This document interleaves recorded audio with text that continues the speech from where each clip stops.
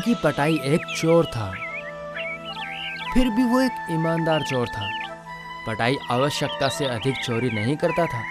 जिसके घर चोरी हो रही है वो तो पहले से नुकसान झेल रहा है, इसलिए पटाई अपना हिस्सा लेकर बाकी हिस्सा मालिक के लिए छोड़ देता था ताकि मालिक को ज्यादा नुकसान ना हो। लेकिन उसकी ईमानदारी की कीमत किसी ने नहीं चुकाई। उसकी पत्नी तो दिन रात उसे मूर्ख, बुड़बक और बुद्धू कहकर अपमानित करती रहती थी। बेशक इसके लिए उसकी पत्नी को ज्यादा दोषी नहीं ठहराया जा सकता। आइए देखें कि पटाई को उसकी पत्नी बुद्धू क्यों कहती थी। एक बार रात को पटाई एक घर में चोरी करने गया।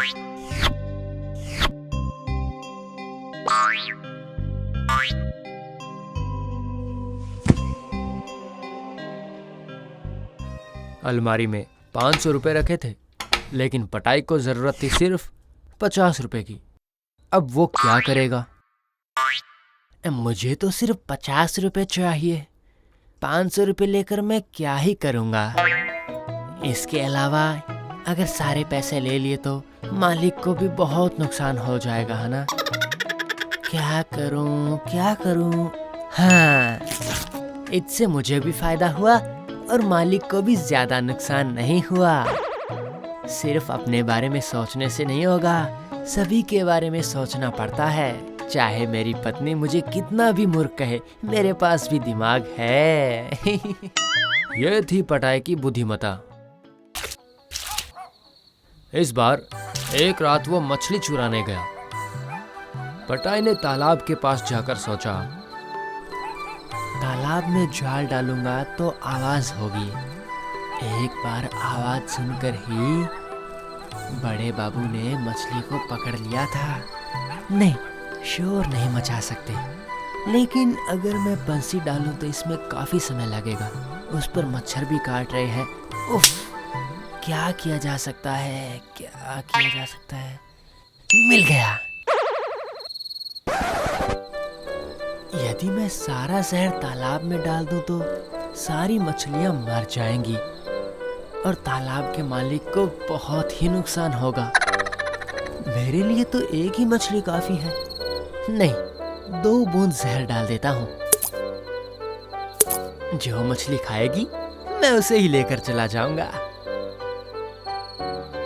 एक भी मछली ने नहीं खाया। ठीक है, और 2 बूंद डालकर देखता हूँ।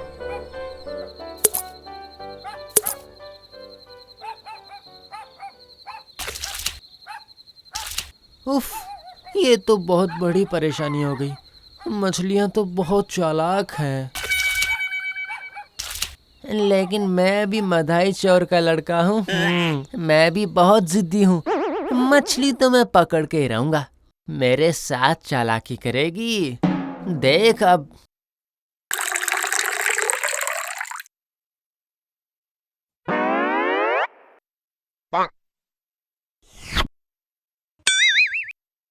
दूसरे दिन पटाई गन्ना चुराने गया, परंतु उसे ये मालूम नहीं था गन्ने की जड़ का भाग मीठा और सिरा नमकीन होता है। उसने सोचा कि सारे गन्ने काटने से मालिक को बहुत नुकसान होगा, इसलिए वो गन्ने को सिरे से काट कर ले गया। बस घर गया तो बहुत बड़ा हंगामा मच गया। बस बहुत गन्ने काट लिए, अब घर जाता हूँ। पत्नी जी को गन्ना बहुत पसंद है, ये देखकर बहुत खुश हो जाएगी। सुनो, तुम्हारे दिमाग में अकल नाम की कोई चीज है या नहीं? अरे कैसे मूर्ख आदमी हो तुम। गन्ने की जड़ को छोड़कर कोई सिर लेकर आता है। तुम लेकर आए हो, खुद ही बैठकर खाओ। फिर एक दिन पटाई गया धान चुराने, लेकिन इस बार उसने पिछली बार जैसी गलती नहीं की। पिछली बार तो गन्ने का सिरा ले गया था, इसलिए मुझे बहुत अपमानित किया था ना। अब और गलती नहीं करूंगा। अब जड़ लेकर जाता हूँ, नहीं तो फिर से अपमानित होना पड़ेगा मुझे। देखो सरला, इस बार कोई गलती नहीं की है मैंने। इस बार मैं सब जड़ उठा लाया। हाय राम, तुम्हारी क्या अक्ल में बुद्धि सुद्धि है या नहीं? बुद्धू ही रहोगे जिंदगी भर। अरे धान क्या मिट्टी के नीचे होता है? इतना भी पता नहीं है क्या तुम्हें? ठीक है, तुम मुझे एक और मौका दो। इस बार देखना और कोई गलती नहीं होगी। तुम्हें कुछ करने की जरूरत नहीं है। तुम जाओ, पीछे केले का बगीचा है, वहाँ जाकर उसका तना लेकर आओ। आज उसी की सब्जी बनाऊंगी मैं।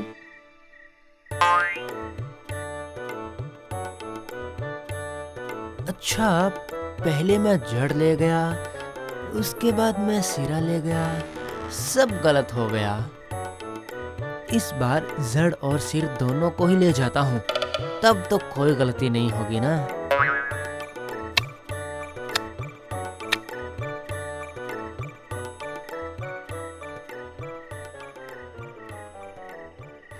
तुम एक नंबर के नालायक। अरे तुमसे कभी कोई काम ढंग से होगा कि नहीं? तुम्हारे जैसे इंसान से शादी करके मेरी जिंदगी बर्बाद हो गई। मैंने इतने बेवकूफ लोग देखे, पर तुम्हारे जैसे कहीं ना देखा। देखो भाग्यवान, तुम तब से मुझे अपमानित कर रही हो। ऐसे ही करती रहोगी तो मैं घर छोड़कर चला जाऊंगा, समझी तुम? जाओ ना जाओ, रोका किसने तुम्हें? तुम्हारी क्षमता मुझे पता है। तुम जहाँ भी जाओगे लौटकर सरला देवी के पास ही आओगे। ये जो तुम्हारी बुद्धि है ना, ये तुम्हारे पेट की भूख तो नहीं मिटा सकती, पीठ की भूख जरूर मिटाएगी। क्या? इतनी बड़ी बात तुम ऐसे कैसे कह सकती हो भाग्यवान? ठीक है, मैं जा रहा हूँ। अब तो तभी लौटूंगा जब मैं कुछ कर पाऊंगा। अंधेरी रात को भूखे पेट में बैठा हूँ मैं पेड़ के नीचे।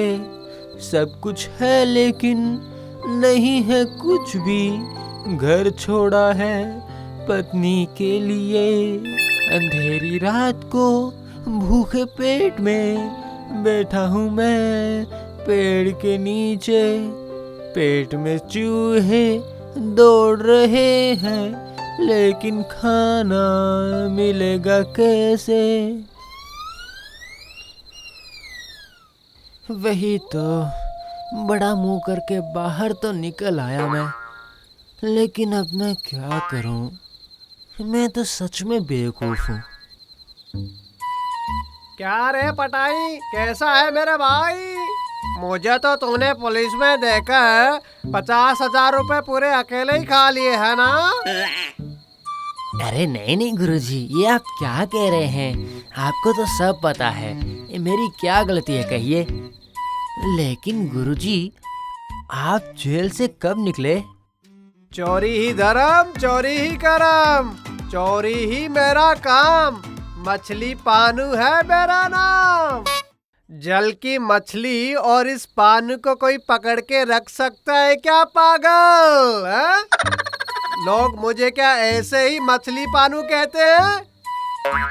अच्छा छोड़ो ये सब बातें।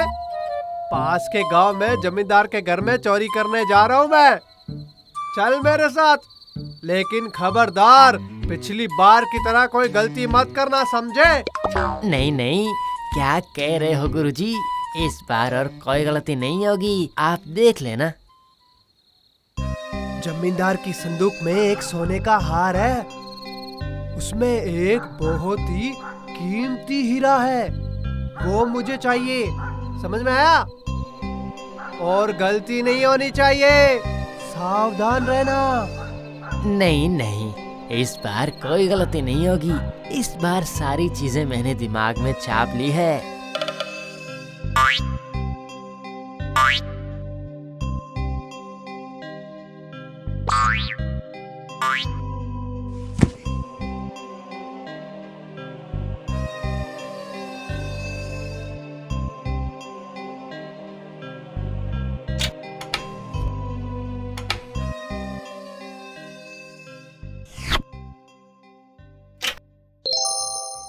गुरुजी ने कहा है कि सिर्फ हीरा चाहिए, लेकिन खोलूंगा कैसे?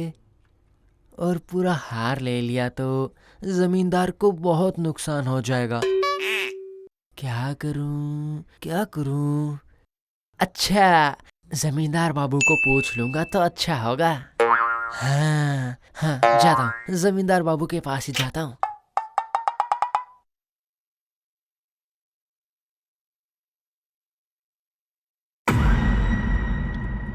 अरे ये जमींदार बाबू का गला किसी ने काट दिया है क्या? एक बार पहले भी तो हमारे गांव में एक डकैत ने बिशु चाचा का गला काट दिया था। तो क्या भूत भूत भूत खून खून भूत भूत खून खून, पहरेदार पहरेदार। जी मालिक, कहाँ है भूत? किसका खून हुआ है? वही तो, मैं तो अपने घर में ही सो रहा था। ओए, तू कौन है रे? और यहाँ कैसे घुस आया? जी मालिक, मैं पटाई चोरी करता हूँ। जहाँ मार खाता हूँ वहाँ। क्या? तू चोर है? क्या चोरी किया तूने? जी मालिक, ये हीरा चोरी करने के लिए आया था मैं, लेकिन खोल नहीं पाया। इसलिए आपको पूछने के लिए आया तो देखा कि आपका गला कटा हुआ है, इसलिए डर के मारे चीख उठा था। लेकिन मालिक, आप जिंदा हो कैसे गए? ये कैसा बुद्धू है? इससे थोड़ी पूछताछ करता हूँ।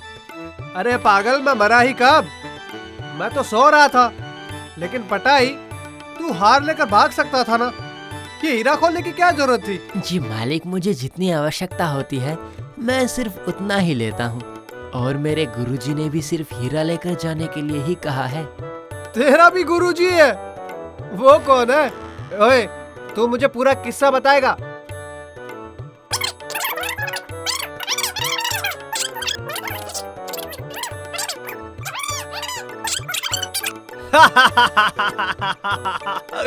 वाह वाह पटाई वाह, तू चोर है लेकिन ईमानदार है। तेरी ईमानदारी से मैं खुश हुआ। तूने जो चोरी किया है वो हमारे घर की कुलदेवी का हार है। हर साल पूजा के समय पहनाया जाता है। वो हार हमारे घर की परंपरा की निशानी है। मुझसे गलती हो गई है मालिक, मुझे माफ कर दीजिए। पहरेदार, जाओ और उस पानू को पकड़कर यहाँ लाओ। तेरी इतनी हिम्मत कि तू हमारे घर के कुलदेवी का हार चोरी करेगा? तू जानता है इसका अंजाम क्या होगा? पहरेदार, मारो इसको, और ये कभी भी इस घर में है चोरी करने की हिम्मत तक ना करे। पटाई, तुम्हारी वजह से यह हार मुझे वापस मिला है। ये लो पटाई, ये रहा तुम्हारा इनाम। इसीलिए ही बड़े बुजुर्ग कहते हैं, खुद का काम खुद को ही करना चाहिए।